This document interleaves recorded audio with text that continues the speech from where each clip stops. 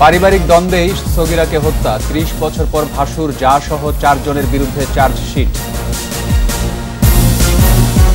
ঢাকা সিটিতে জমজমাট প্রচার, দুর্নীতির মামলায় বিপাকে ইশরাক, ভোট পেছানো নিয়ে আপিল। রপ্তানি বাণিজ্যে তৈরি পোশাকের জায়গা নেবে তথ্য প্রযুক্তি খাত, বললেন জয়। ডিজিটাল মেলার উদ্বোধন। ১ মাস সব ধরনের কোচিং সেন্টার বন্ধ, এসএসসি ও সমমানের পরীক্ষায় শিক্ষার্থী ২০ লাখ। ঢাকা রেসিডেন্সিয়ালের শিক্ষার্থী আবরারের মৃত্যু, প্রথম আলো সম্পাদক সহ ১০ জনের বিরুদ্ধে গ্রেফতারি পরোয়ানা।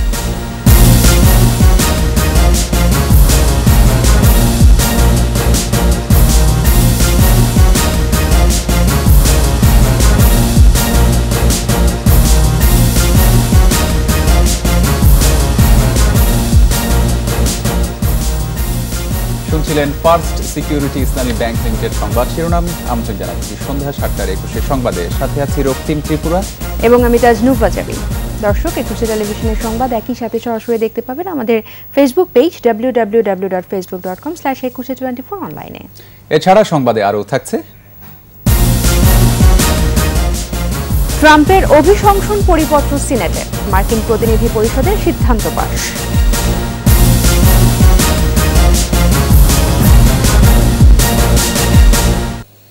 ছিনতাইকারীরা নয়, সগীরা মোর্শেদকে খুন করেছে ভাড়াটে খুনিরা।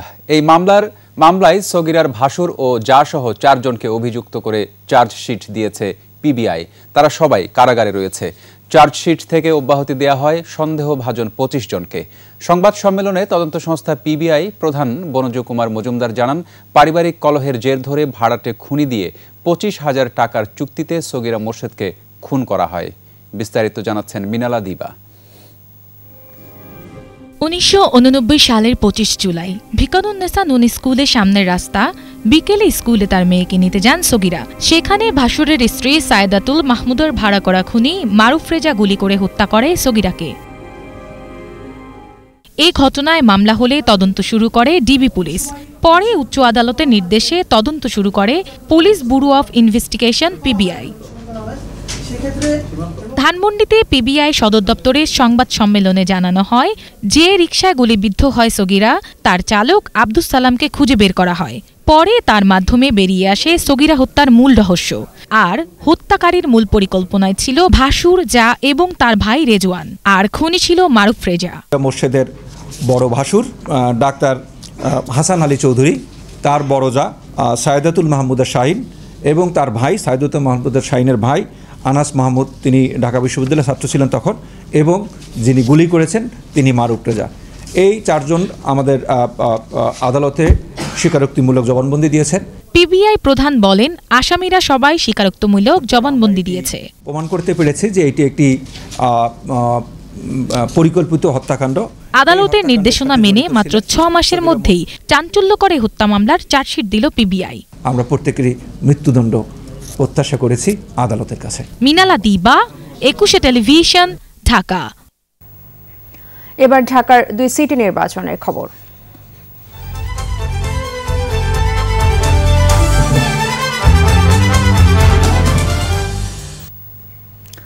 ঢাকা উত্তর ও দক্ষিণ সিটিতে নির্বাচনী প্রচার ও গণসংযোগে ব্যস্ত আওয়ামী লীগ ও বিএনপি মেয়র প্রার্থীরা। বিভিন্ন ওয়ার্ডে ঘুরে চাইছেন ভোট, দিচ্ছেন উন্নয়নের প্রতিশ্রুতি। নির্বাচনের সুষ্ঠু পরিবেশ বজায় রাখার দাবি বিএনপি প্রার্থীদের। সহকর্মীদের সাথে নিয়ে স্মৃতি মণ্ডলের রিপোর্ট। সকালে রাজধানীর বসুন্ধরা সিটি থেকে প্রচারণা শুরু করেন ঢাকা উত্তর সিটি কর্পোরেশনের মেয়র প্রার্থী তাবিত আওয়াল। কাজীর গলি, পুরাতন আহসানুল্লাহ ইউনিভার্সিটির গলি এবং গ্রিন রোড এলাকায় প্রচারণা চালান। এ সময় জনগণের পাশে থেকে উন্নয়নে কাজ করার প্রতিশ্রুতি দেন তিনি। বিএনপির কাউন্সিলর প্রার্থীর প্রচারণায় হামলা হয়েছে জানিয়ে ঘটনার তীব্র নিন্দা জানান তাবিত। সাংবাদিকদের বলেন, নির্বাচন কমিশন ব্যর্থ, প্রতিপক্ষ ভীত। বিতর্কিত ভূমিকা না রেখে সুষ্ঠু নির্বাচনের পরিবেশ তৈরিতে ইসিকে কাজ করার আহ্বান জানান। সরস্বতী পূজার দিন ভোট বর্জন না করে ধানের শীষে ভোট দিতে হিন্দু সম্প্রদায়ের প্রতি আহ্বান জানান তাবিত। নিয়মিত আমাদের পোস্টার ছিঁড়ে দেয়, মাইক বন্ধ করে দেওয়া হয়, তো পরিষ্কার বোঝা যাচ্ছে নির্বাচন কমিশনও ব্যর্থ, ওরা পরিস্থিতি নিয়ন্ত্রণ আনতে পারছেন না। আর আমাদের প্রতিপক্ষ যারা আছেন তারাও খুব আসলে তারাই সবচেয়ে ভয় এবং ভীতিতে বাস করছেন। তাহলে এরকম আচরণ একটা সুস্থ নির্বাচনে কেউ আশা করে না। এদিকে যাত্রাবাড়ির দয়াগঞ্জ মোড় থেকে প্রচারণা শুরু করেন ঢাকা দক্ষিণ সিটির বিএনপির মেয়র প্রার্থী ইশরাক হোসেন। প্রচারণায় বিএনপির ভাইস চেয়ারম্যান আব্দুল্লাহ আল নোমান সহ সিনিয়র নেতারা অংশ নেন। সকল বাধা উপেক্ষা করে শেষ পর্যন্ত মাঠে থাকার কথা বলেন ইশরাক। আমাদের কাউন্সিলর প্রার্থীদেরকে বিভিন্নভাবে হয়রানি করা হচ্ছে, তাদের ক্যাম্প পুড়িয়ে দেওয়া হয়েছে, আমাদের যারা পোস্টার লাগাচ্ছে তাদেরকে পোস্টার ছিঁড়ে ফেলা হচ্ছে, তাদেরকে গ্রেফতার করা হচ্ছে, মারধর করা হচ্ছে, মাইক ভাঙচুর করা হচ্ছে। আমরা কোনো অভিযোগ করবো না, আমরা কোনো বাধা মানবো না, আমরা আমাদের মতো এগিয়ে যাব। বিজেপির ৩ নম্বর গেট থেকে নির্বাচনী প্রচারণা শুরু করেন ঢাকা দক্ষিণ সিটি কর্পোরেশনের মেয়র প্রার্থী ফজলে নূর তাপস। নির্বাচিত হলে সেবক হিসেবে ২৪ ঘন্টা ঢাকাবাসীর পাশে থাকার প্রতিশ্রুতি দেন তিনি। ঐতিহ্যবাহী ঢাকাকে নিয়ে কোনো পরিকল্পনা করা হয়নি। আমরাই এই আমাদের প্রথম পরিকল্পনাই হলো আমাদের ঐতিহ্যকে সংরক্ষণ করা এবং ঐতিহ্যর যে স্বকীয়তা অপরূপ রয়েছে সেটাকে প্রস্ফুটিত করা। একজন সেবক হিসেবে ঢাকাবাসী আমাকে তাদের কাছে ২৪ ঘন্টাই পাবে। স্মৃতিমণ্ডল, ২১ টেলিভিশন, ঢাকা। এদিকে দুদকের মামলা নিয়ে বিপাকে পড়েছেন ঢাকা দক্ষিণ সিটি কর্পোরেশন নির্বাচনে বিএনপির মেয়র প্রার্থী ইশরাক হোসেন। গতকালই এই মামলায় চার্জ গঠন করা হয়েছে। সাক্ষ্য গ্রহণ হবে ৯ ফেব্রুয়ারি। ঢাকার ৪ নম্বর বিশেষ জজ আদালতের বিচারক শেখ নাজমুল আলম বিএনপির এই মেয়র প্রার্থীর বিরুদ্ধে অভিযোগ গঠন করেছেন। এ সময় আদালতে উপস্থিত ছিলেন ইশরাক হোসেন। ২০০৮ সালের সেপ্টেম্বর মাসে অবিভক্ত ঢাকা সিটি কর্পোরেশনের শেষ মেয়র সাদেক হোসেন খোকার ছেলে ইশরাক হোসেন ও মেয়ে সারিকা সাদিককে সম্পদ বিবরণী দাখিলে নোটিশ দেয় দুদক। নির্দিষ্ট সময়ে এই বিবরণী জমা না দেওয়ায় ২০১০ সালের আগস্টে তাদের বিরুদ্ধে রমনা থানায় ২টি মামলা দায়ের করা হয়। ঢাকার ২ সিটির ভোট গ্রহণের তারিখ পেছাতে রিটের খারিজ আদেশের বিরুদ্ধে আপিল আবেদন করা হয়েছে। বৃহস্পতিবার আপিল বিভাগের সংশ্লিষ্ট শাখায় আবেদনটি করা হয়। সরস্বতী পূজার কারণে নির্বাচনের তারিখ পরিবর্তনের নির্দেশনা চেয়ে করা রিট খারিজ করে দেন হাইকোর্ট। সুপ্রিম কোর্টের আইনজীবী অশোক কুমার ঘোষ রিটটি করেছিলেন। রোববার আবেদনটি চেম্বার বিচারপতির আদালতে উপস্থাপন করা হবে বলে জানান রিটকারী আইনজীবী। আমরা সংক্ষুব্ধ অনারেবল হাইকোর্টের আদেশের জন্য, আর এই সংক্ষুব্ধতা নিয়েই আমরা অ্যাপিলেট ডিভিশনে গিয়েছি, সিএমপি করেছি। এদিকে সরস্বতী পূজার কারণে ঢাকার ২ সিটিতে ভোট গ্রহণ পেছানোর দাবিতে টানা তৃতীয় দিনের মতো বিক্ষোভ করেছেন ঢাকা বিশ্ববিদ্যালয়ের শিক্ষার্থীরা। সকালে ঢাকা বিশ্ববিদ্যালয় এলাকায় এই বিক্ষোভ মিছিল করে শিক্ষার্থীরা। এই শিক্ষার্থীদের দাবির সাথে একাত্মতা জানিয়ে পৃথক সংবাদ সম্মেলন করেন ডাকসু ভিপি নুরুল ইসলাম নূর এবং ছাত্রদল। তারাও ভোট গ্রহণের তারিখ পরিবর্তনের দাবি জানান।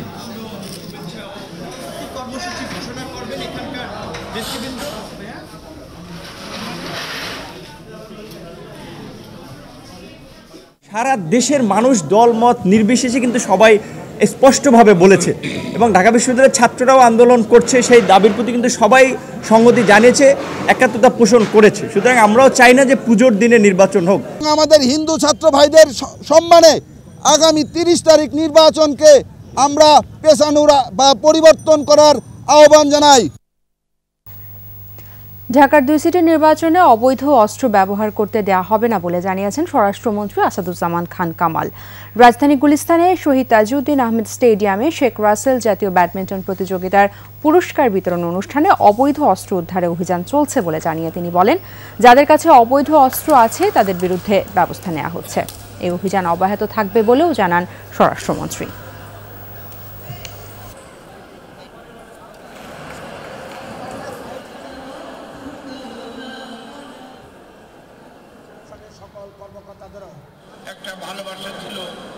আমরা অবৈধ অস্ত্র কোনো ক্রমেই আমরা বাংলাদেশে থাকতে দেব না। নির্বাচনের সময় কিংবা যে কোনো অবস্থায় আমরা আমাদের দেশে কোনো অবৈধ অস্ত্রধারীকে আমরা থাকতে দেব না, আমরা তাকে আইনের সম্মুখে নিয়ে আসবো। তথ্য প্রযুক্তি খাতে বৈশ্বিক চ্যালেঞ্জ মোকাবেলায় দীর্ঘমেয়াদী পরিকল্পনা নিয়ে এগিয়ে চলেছে বাংলাদেশ। ডিজিটাল বাংলাদেশ মেলা উদ্বোধন করে এমন কথা জানালেন প্রধানমন্ত্রীর তথ্য যোগাযোগ প্রযুক্তি বিষয়ক উপদেষ্টা সজীব ওয়াজেদ জয়। এ খাতের আয় পোশাক রপ্তানি শিল্পকেও ছাড়িয়ে যাবে বলে মনে করেন জয়। বিস্তারিত জানাচ্ছেন আকবর হোসেন সুমন।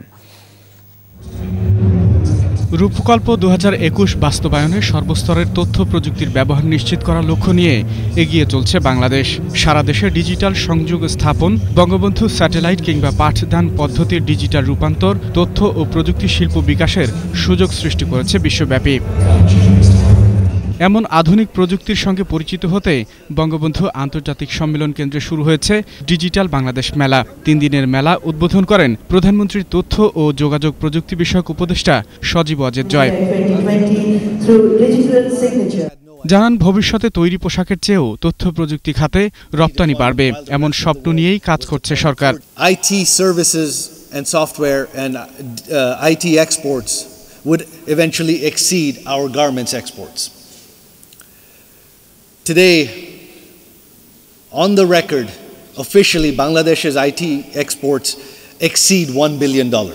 দেশে তৈরি মোবাইল ফোনেই সর্বোচ্চ আধুনিক প্রযুক্তির সেবা সকলের নাগালে থাকবে বলেও আশ্বাস দেন জয়। With regards to 5G, which has been the hot topic and which has been one of the focus of our Digital Bangladesh Mela, Bangladesh intends to not be behind. I am very hopeful. Anyone who still says that in Bangladesh something is not possible does not know Bangladesh. Today I believe anything is possible in Bangladesh. বলেন, তথ্য প্রযুক্তির ব্যবহারের মাধ্যমে নির্ধারিত সময়ের আগেই উন্নত দেশের কাতারে শামিল হবে বাংলাদেশ। আকবর হোসেন সুমন, 21 টেলিভিশন, ঢাকা। পহেলা ফেব্রুয়ারি থেকে শুরু হচ্ছে 2020 সালের এসএসসি ও সমমানের পরীক্ষা।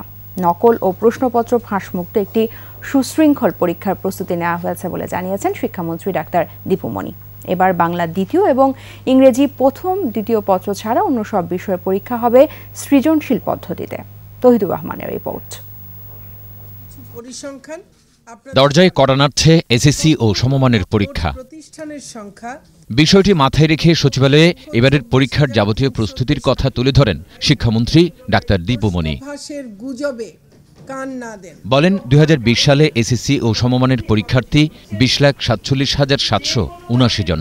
এই সংখ্যা গেল বছরের চেয়ে 90,000 কম। এদের মধ্যে ছাত্র 10,24,000, ছাত্রী 10,23,000। এসএসসি পরীক্ষার্থী সংখ্যা 16,35,240 জন, দাখিল পরীক্ষার্থী 2,81,254 আর এসএসসি ভোকেশনাল পরীক্ষার্থী 1,31,285 জন। শিক্ষামন্ত্রী বলেন, অতীত থেকে শিক্ষা নিয়ে একটি নকলমুক্ত পরীক্ষা নিতে সার্বিক প্রস্তুতি নেওয়া হয়েছে। আমরা দৃঢ়ভাবে বিশ্বাস করি এসএসসি দাখিল ও এসএসসি ভোকেশনাল পরীক্ষা শান্তিপূর্ণ ও উৎসবমুখর পরিবেশে অনুষ্ঠিত হবে। সম্পূর্ণ নকলমুক্ত ও সুশৃঙ্খল পরিবেশে এবারের এসএসসি দাখিল এবং এসএসসি ভোকেশনাল পরীক্ষা সফলভাবে অনুষ্ঠানে আপনাদের সবার সহযোগিতা কামনা করছি। মূল্যায়ন পদ্ধতি এবং কারিকুলাম পরিবর্তন হয়েছে বলে জানান শিক্ষামন্ত্রী। বলেন, পরীক্ষার সময় সব ধরনের কোচিং বন্ধের সিদ্ধান্তের কথা। কোচিংয়ের চেহারার মধ্যে থেকে বিভিন্ন রকমের প্রশ্ন ফাঁস করার অপচেষ্টা থেকে শুরু করে নকল সরবরাহ করার নানান রকম অপকর্মের সঙ্গে তারা যুক্ত ছিলেন প্রমাণিত হওয়ার কারণেই আমাদের কিন্তু এই পদক্ষেপগুলো নিতে হচ্ছে। কেন্দ্র সচিব ছাড়া পরীক্ষা কেন্দ্রে মোবাইল ফোন সহ কোনো ধরনের ইলেকট্রনিক ডিভাইস ব্যবহার করা যাবে না বলেও জানান শিক্ষামন্ত্রী। একমাত্র কেন্দ্র সচিবের কাছে একটি মোবাইল ফোন থাকবে, যে মোবাইল ফোনটি কোনো স্মার্টফোন নয়। তৌহিদুর রহমান, 21 টেলিভিশন, ঢাকা। কিশোর সাময়িকী কিশোর আলোর বর্ষপূর্তি অনুষ্ঠানে শিক্ষার্থী নাইমুল আবরার রাহাতের মৃত্যুর ঘটনার মামলায় প্রথম আলো সম্পাদক মতিউর রহমান, সাময়িকীটির সম্পাদক আনিসুল হক সহ 10 জনের বিরুদ্ধে গ্রেফতারি পরোয়ানা জারি করেছেন আদালত। ঢাকার অতিরিক্ত chief metropolitan magistrate Mohammad Kaisarul ইসলাম শুনানি শেষে এই আদেশ দেন। এর আগে নাইমুল আবরার নিহত হওয়ায় কিশোর আলো কর্তৃপক্ষের অবহেলার প্রমাণ পাওয়া গেছে মর্মে আদালতে প্রতিবেদন দাখিল করে পুলিশ। গত 1 নভেম্বর বিকালে ঢাকা রেসিডেন্সিয়াল মডেল কলেজ ক্যাম্পাসে কিশোর আলোর একটি অনুষ্ঠানের সময় বিদ্যুৎ স্পৃষ্ট হন নাইমুল আবরার।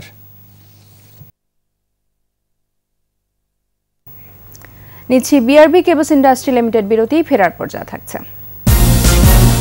ধর্ষকদের ক্রস ফায়ারে দেওয়ার দাবি ব্যক্তিগত, বললেন ওবায়দুল কাদের। বিচার বহির্ভূত হত্যা সমর্থন করে না সরকার। কাল থেকে বিশ্ব ইজতেমার দ্বিতীয় পর্ব, তুরাগ তীরে জমায়েত হচ্ছেন মুসল্লিরা, 5 স্তরে নিরাপত্তা।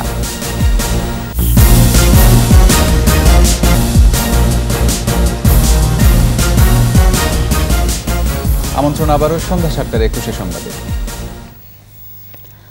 ধর্ষণকারীদের ক্রসফায়ারে দেওয়ার যে দাবি কয়েকজন সাংসদ তুলেছিলেন তা একান্তই ব্যক্তিগত মতামত বলে মন্তব্য করেন আওয়ামী লীগের সাধারণ সম্পাদক ওবায়দুল কাদের। সচিবালয়ে নিজ কার্যালয়ে সাংবাদিকদের তিনি বলেন, ক্রসফায়ারের মতো আইন বহির্ভূত হত্যা সরকার কোনোভাবেই সমর্থন করেন না। সংসদে সেদিনের দাবি সরকার ও দলের বিষয় নয় বলেও জানান কাদের। ঢাকা সিটি নির্বাচনের তারিখ পেছানোর জন্য আন্দোলনকারীদের আদালতের আদেশ মেনে নিতে আহ্বান জানান তিনি। আচরণবিধি লঙ্ঘন বন্ধে নির্বাচন কমিশনের আরও কঠোর হওয়ার পরামর্শ দেন আওয়ামী লীগ সাধারণ সম্পাদক। সেদিন পার্লামেন্টেও আমি ছিলাম না, তো আমি অনলাইনে দেখেছি। তো এই বিষয়টা যারা বক্তব্য রেখেছেন এনকাউন্টারের পক্ষে, আমার মনে হয় এটা তাদের ব্যক্তিগত মতামত, এটা সরকারের কোনো বিষয় না, আমাদের দলেরও কোনো বিষয় না। আমরা এনকাউন্টার বা ক্রসফায়ারকে তো আমরা সাপোর্ট করতে পারি না, কারণ এটা সংবিধানের আওতার বাইরে। সরকার আইন শৃঙ্খলা বাহিনীকে কাজে লাগিয়ে সিটি নির্বাচনে প্রভাব বিস্তারের চেষ্টা করছে বলে অভিযোগ করেছেন বিএনপির মহাসচিব মির্জা ফখরুল ইসলাম আলমগীর। বলেছেন, আন্দোলনের অংশ হিসেবে শেষ পর্যন্ত নির্বাচনে থাকবে বিএনপি। বৃহস্পতিবার বিকেলে নীলফামারীতে জেলা বিএনপির দ্বিবার্ষিক সম্মেলনে তিনি আরও বলেন, সংবাদ মাধ্যমকে সরকার নিয়ন্ত্রণ করছে। ফখরুল বলেন, বিএনপির শক্তি জনগণ, সরকারের দমন পীড়নে আন্দোলন থেকে সরে আসবে না তারা। আমরা জানি সরকার পুলিশ বাহিনী, র্যাব, অন্যান্য দিয়ে তারা নির্বাচনের ফলাফলকে তাদের পক্ষে নিয়ে যাওয়ার জন্য অতীতে করেছে, এখনো তারা সেই চেষ্টাই করবে। তাহলে আমরা কি করবো? আমরা বুঝে বসে থাকবো না। আমরা নির্বাচনটাকে আন্দোলনের অংশ হিসাবে নিয়েছি। উত্তর সিটির ১,৩১৮টি কেন্দ্রের মধ্যে ২৭ এবং দক্ষিণে ১,১৫০টি কেন্দ্রের মধ্যে ২৬ কেন্দ্রে সরস্বতী পূজা ও ভোট একসাথে হবে বলে জানিয়েছেন নির্বাচন কমিশন সচিব মোহাম্মদ আলমগীর। বিকেলে আগারগাঁও নির্বাচন কমিশন সচিবালয়ে প্রধান নির্বাচন কমিশনার KM নুরুল হুদার সভাপতিত্বে বৈঠক হয়। এতে ভোটের প্রস্তুতি, আচরণবিধি, সরস্বতী পূজা নিয়ে আদালতের আপিল সহ বিভিন্ন ইস্যুতে আলোচনা হয়। পরে ইসি সচিব সাংবাদিকদের বলেন, ৩০ তারিখই ভোট হবে। ভোট কেন্দ্রে যাওয়ার জন্য প্রাইভেট কার ব্যবহার করা যাবে না। ঢাকা সিটি থেকে বহিরাগতদের বের করে দেওয়া হবে না বলেও জানান সচিব।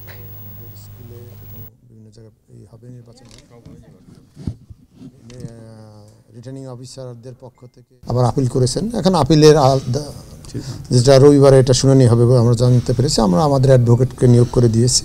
সেখানে মহামান্য আদালত থেকে যে নির্দেশ আসবে সেই অনুযায়ী আমরা কাজ করব।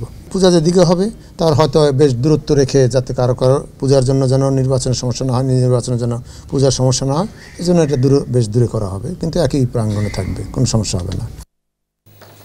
কাল থেকে টঙ্গীর তুরাগ তীরে শুরু হচ্ছে বিশ্ব ইজতেমার দ্বিতীয় পর্ব। এরই মধ্যে মাওলানা সাদ অনুসারীরা আসতে শুরু করেছেন ইজতেমা ময়দানে। ইজতেমা ময়দান ও প্রবেশপথে নেওয়া হয়েছে 5 স্তরের নিরাপত্তা। গাজীপুর প্রতিনিধি অপূর্ব রায়ের রিপোর্ট, জানাচ্ছেন রত্না জামান। বিশ্ব ইজতেমার প্রথম পর্ব শেষ হওয়ার 4 দিন পর শুক্রবার শুরু হতে যাচ্ছে দ্বিতীয় পর্ব। এরই মধ্যে খিত্তায় অবস্থান নিয়েছে মুসল্লিরা। মহান আল্লাহ তাআলার সন্তুষ্টি আদায় করছেন ইবাদত। আমাদের বিশ্ব ইজতেমার দ্বিতীয় পর্ব হযরত মাওলানা সাদ দামাত বারকাতুহুমের নিজামুদ্দিন মার্কাজে অনুসারী পন্থীদের বিশ্ব ইজতেমার দ্বিতীয় পর্ব আলহামদুলিল্লাহ আমাদের জেলার পক্ষ থেকে সমস্ত জিম্মাদার সাথীরা আসা শুরু হয়ে গেছে। এখানে আমাদের নিজে রাস্তা ঠিক করবো এবং কি এই যে এখানে হেদায়েতের কথা হবে। আমি নিজে জাহান্নাম থেকে বাঁচি, সমস্ত মানুষকে এমনি জাহান্নাম থেকে বাঁচে, এই ফিকির নিয়ে আমরা। দ্বিতীয় পর্বের বিশ্ব ইজতেমা সফল করতে নেওয়া হয়েছে সকল ব্যবস্থা। মুসল্লিদের উযু নিষ্কাশন সহ যাবতীয় ব্যবস্থা আমরা এবারও খুব সুন্দরভাবে ব্যবস্থা করে রেখেছি, যাতে কোনো মুসল্লিদের অসুবিধা না হয়। মোতায়েন থাকবে প্রায় 10,000 আইন শৃঙ্খলা বাহিনীর সদস্য। আমরা আশা করছি দ্বিতীয় পর্বটি একইভাবে সুন্দরভাবে সুশৃঙ্খলভাবে শেষ হবে। 19 জানুয়ারি আখেরি মোনাজাতের মধ্য দিয়ে শেষ হবে এ বছরের বিশ্ব ইজতেমা। রত্না জামান, 21 টেলিভিশন। বরগুনায় হয়ে গেল সম্প্রীতি বাংলাদেশের সম্প্রীতি সংলাপ। শিল্পকলা একাডেমি মিলনায়তনে এই উপস্থিত ছিলেন বরগুনা 1 আসনের সংসদ সদস্য অ্যাডভোকেট ধীরেন্দ্র দেবনাথ শম্ভু। সভাপতিত্ব করেন সংগঠনের আহ্বায়ক পীযূষ বন্দ্যোপাধ্যায়। বক্তারা বলেন, বঙ্গবন্ধুর স্বপ্ন সোনার বাংলা, অসাম্প্রদায়িক বাংলাদেশ। সেই সম্প্রীতি কোনোভাবে বিনষ্ট হতে দেয়া হবে না। আলোচনায় অংশ নেন সম্প্রীতি বাংলাদেশের যুগ্ম আহ্বায়ক নাসির উদ্দিন আহমেদ সহ অন্যান্যরা। রংপুরের মিঠাপুকুরে এক কলেজ ছাত্রীকে ধর্ষণের অভিযোগ উঠেছে প্রতিবেশী বখাটে জাকির হোসেনের বিরুদ্ধে। পুলিশ ও হাসপাতাল সূত্র জানায়, সাজেশন দেওয়ার কথা বলে মিঠাপুকুরের ওই কলেজ ছাত্রীকে ডেকে নেয় প্রতিবেশী কারমাইকেল কলেজের অনার্স প্রথম বর্ষের ছাত্র জাকির হোসেন। এক পর্যায়ে ধর্ষণ করে সে। মেয়েটিকে রংপুর মেডিকেল কলেজ হাসপাতালের ওয়ান স্টপ ক্রাইসিস সেন্টারে চিকিৎসা দেওয়া হচ্ছে। এদিকে ঘটনার বিচার দাবি করেছে এলাকাবাসী ও মেয়েটির স্বজনরা। অভিযুক্ত জাকির পলাতক।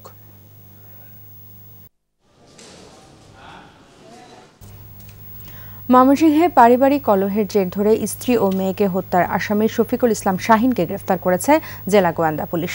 বিকেলে কিশোরগঞ্জ সদর থেকে শাহিনকে গ্রেফতার করা হয়। তাকে জিজ্ঞাসাবাদ শেষে হত্যার মূল রহস্য জানা যাবে বলে জানিয়েছেন পুলিশ। বুধবার সন্ধ্যায় নগরীর খাগডাহুর ফকির বাড়ির নিজ ঘরে শফিকুল ইসলাম শাহিন তার স্ত্রী রুমা আক্তার ও ছোট মেয়ে নাফিয়া আক্তারকে শ্বাসরোধ করে হত্যা করে।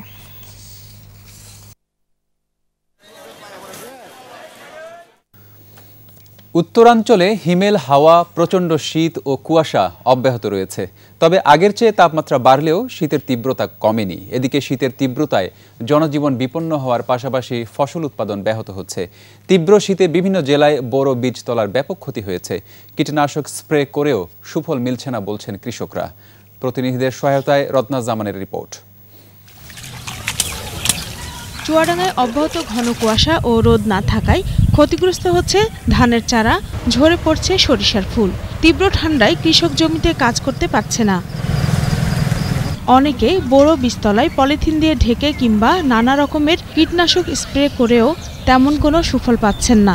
কুয়াশা এবং ঠান্ডার কারণে পাতাগুলো নষ্ট হয়ে যাচ্ছে, এতে করে আশানুরূপ ফল আমরা পাবো না মনে করছি। পাতা লাল হয়ে যাচ্ছে, পাতা যদি নষ্ট হয়ে যাচ্ছে আমাদের পাতে তো ক্ষতির মধ্যে হয়ে যাবে, ধান লাগাতে পারবো না।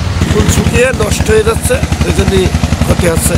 চলতি মৌসুমে মাগুরায় শিম চাষের জন্য 420 হেক্টর জমি লক্ষ্যমাত্রা নির্ধারণ করা হলেও চাষ হয়েছে 400 হেক্টর জমিতে।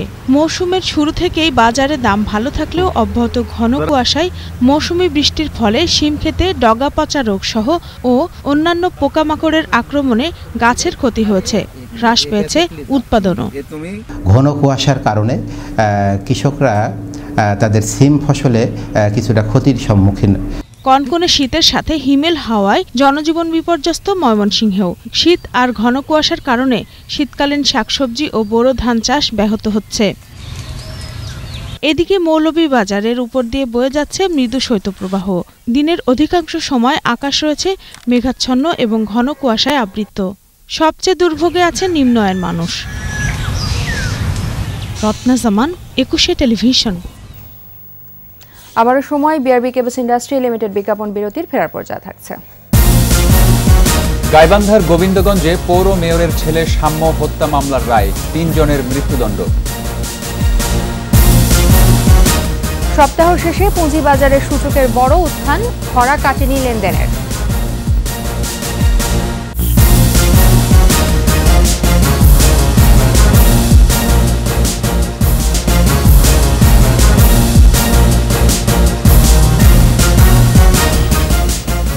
আবার আমন্ত্রণ সন্ধ্যা 7টার 21 সংবাদে। গাইবান্ধার গোবিন্দগঞ্জে পৌর মেয়রের ছেলে সাম্য হত্যা মামলায় 3 জনের মৃত্যুদণ্ড দিয়েছে আদালত। এছাড়া 8 জনের 5 বছর করে কারাদণ্ড ও 1 লাখ টাকা করে জরিমানা করা হয়। গাইবান্ধার জেলা ও দায়রা জজ দিলীপ কুমার ভৌমিক এ রায় দেন।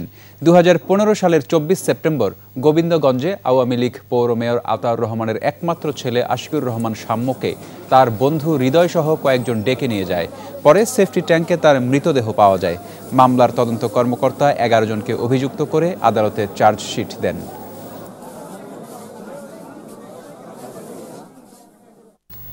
এবার আমাদের সাপ্তাহিক আয়োজন সোশ্যাল ইসলামী ব্যাংক লিমিটেডের সৌজন্যে কৃষি।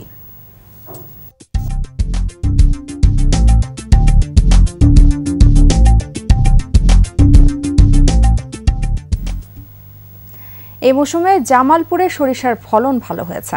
এতে করে গত বন্যার ক্ষতি অনেকটা পুষিয়ে নিতে পারবেন কৃষকরা। জামালপুর প্রতিনিধি আরিফ মাহমুদের রিপোর্ট, জানাচ্ছেন মাসুম আলিসা। চলতি মৌসুমে জামালপুর জেলার 7টি উপজেলায় 20,650 হেক্টর জমিতে সরিষার আবাদ হয়েছে। 23,000 মেট্রিক টন সরিষা উৎপাদন হবে বলে আশা করছেন সংশ্লিষ্টরা। কৃষকদের আশা সরিষা বিক্রি করে গেল বন্যার ক্ষতি পুষিয়ে নেওয়ার পাশাপাশি বোরো আবাদের জন্য বাড়তি 2 পয়সা হাতে পাবে তারা। সরিষার দামটা যদি একটু বাড়াই দিত তাহলে আমরা একটু লাভবান। যদি ভালো দামে বিক্রি করতে পারি তাহলে কি আর লাভবান হতে পারি। সরষে বেচে সরষের দাম ভালো হলে আরো কম বেশি করা যাবো। সরষা মোটামুটি ভালো হয়েছে, যদি সরকার কিছু দাম বাড়তি করে দেন তাহলে আমরা কিছু লাভবান হতে পারি। রোগবালাই না হয় সরিষার ফলন লক্ষ্যমাত্রা অর্জন করেছে বলে জানিয়েছে কৃষি অধিদপ্তর। এবারে বিনা সরিষা 9, বাড়ি সরিষা 14 এবং 17 এটা বিএডিসির মাধ্যমে এবং আমাদের এসএমইর মাধ্যমে কৃষকের দোরগোড়ায় উন্নত জাতটা পৌঁছায় দিতে পারছি। সার্বিকভাবে আমি এতটুকু মনে করি যে আমাদের সরিষা আবাদ ভালো, সন্তোষজনক এবং আমরা ফলনও ভালো আশা করতেছি। ভালো ফলন হলেও সরিষার ন্যায্য দাম নিয়ে কিছুটা দ্বিধায় কৃষকরা। মাসুম আলিসা, 21 টেলিভিশন। এবার সোশ্যাল ইসলামী ব্যাংক লিমিটেড বাণিজ্য সংবাদ।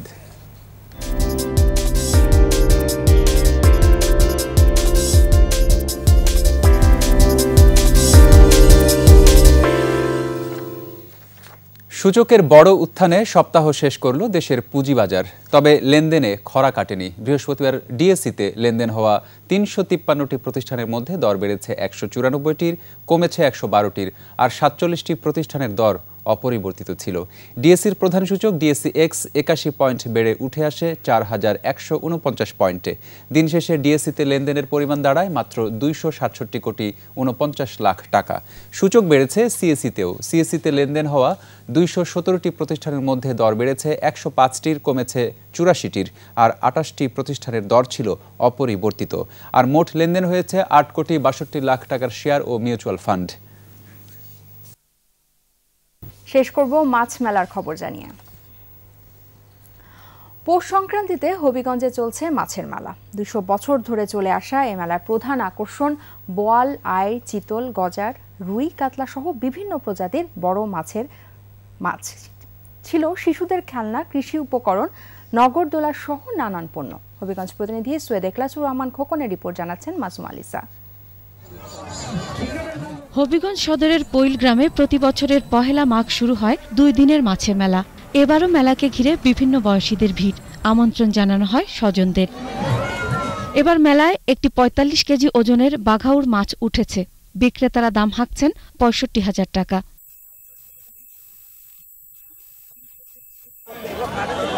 এছাড়াও আছে আই, চিতল, গজার, রুই, ইলিশ, কাতলা সহ নানা প্রজাতির মাছ।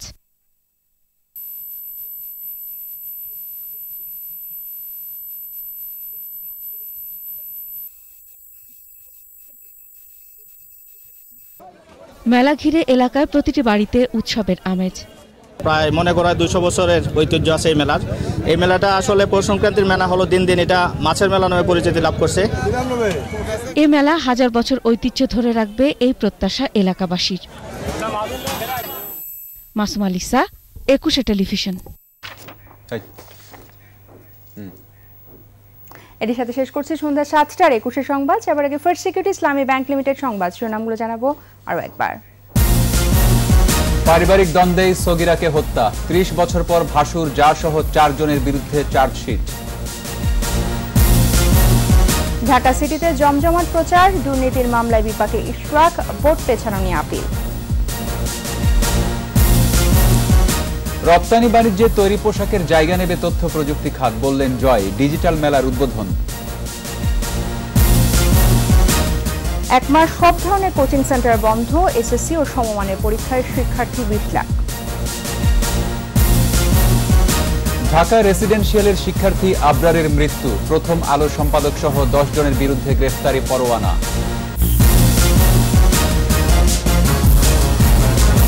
সর্বশেষ খবর জানতে ডায়াল করুন 2021 নম্বরে, আর ভিজিট করুন 21-tv.com ওয়েবসাইটে। ফেসবুকে লগ ইন করতে পারেন facebook.com/2124 অনলাইন। পরের সংবাদ রাত 9টায় দেখার আমন্ত্রণ রইল। সবাইকে ধন্যবাদ।